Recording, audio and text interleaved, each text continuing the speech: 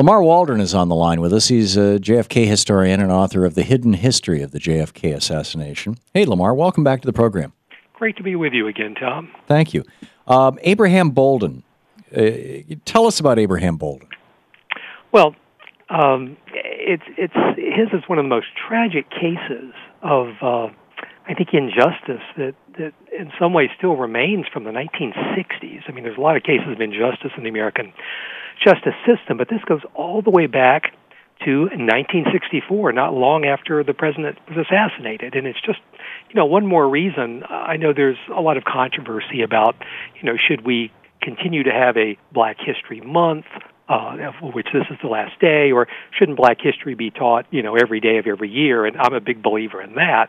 However, there's still just so many parts of the story of civil rights and African Americans that are just not known by the public. And, you and I have been trying to spread the word about Abraham Bolden, I realized, since 1993 at a presentation in Dallas, but so many people still don't know what it is. But here's why it's such a tragic story. So he was a real civil rights pioneer, and he was the first African-American Secret Service agent assigned to the presidential detail, assigned to protect specifically President John F. Kennedy. And in fact, it was President Kennedy that personally selected Abraham Bolden to be the first Black agent. And in those days, and he was selected back in 1961, the same year that JFK took office. And you and I are old enough to remember how it was in those days. For an African American, you didn't have you couldn't be just as good as a Caucasian to get a job or keep a job. You had to be far, far better. Yeah. And so JFK. And this was an era where there were still whites only and colored only drinking fountains. And I was going to a whites only school until years after Bolden joined the JFK's White House detail. So yes, this was a time of horrible discrimination, racial killings. A lot of the worst stuff in Mississippi was yet to come. Right. But JFK. He had been one of the first Democrats to really get overwhelming African American support because he'd stood up for Martin Luther King when King was in that Georgia jail. So JFK was really determined to make progress on civil rights. Very tough in Congress because you had the Democrats were a full spectrum party in those days, from the most conservative to the most liberal. But JFK could do actions like these.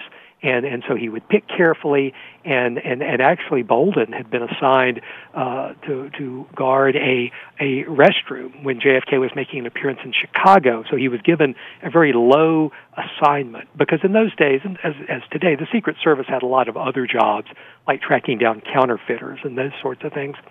So he had been kind of sent to this back order where you guard this men's room down on this other level away from the president. Well, JFK wound up going to that men's room, saw this distinguished, really clean-cut, all-American, Black gentleman, guarding it and introduced himself, and they struck up a conversation, and JFK was very impressed by the man's demeanor, his intelligence, and so he said, look, how would you like to come work for me at the White House as part of the White House detail? And so that was just a huge thing at the time. There were no African-American presidential Secret Service agents. So that became a great opportunity for Bolden, and he went at it with great relish and worked very hard, and he had a sterling record, and, was a good family 2 minutes, man. Lamar. I'm sorry, what was that again, Tom? We have 2 minutes. And so what happened with Bolden was he encountered a lot of racism. A huge amount of racism, saw a lot of lax activity on the part of the Secret Service, tried to talk to his supervisors about it. They didn't want to hear it. They sent him back to Chicago.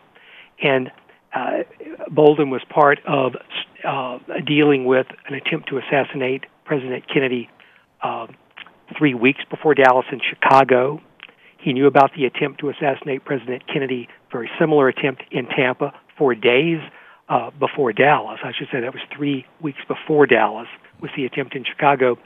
So Bolden knew that. He knew about the Secret Service's heavy drinking and all the laxity.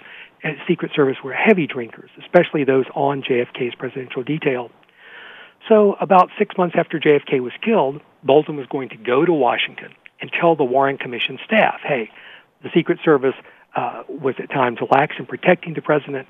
They were drinking heavily around that time.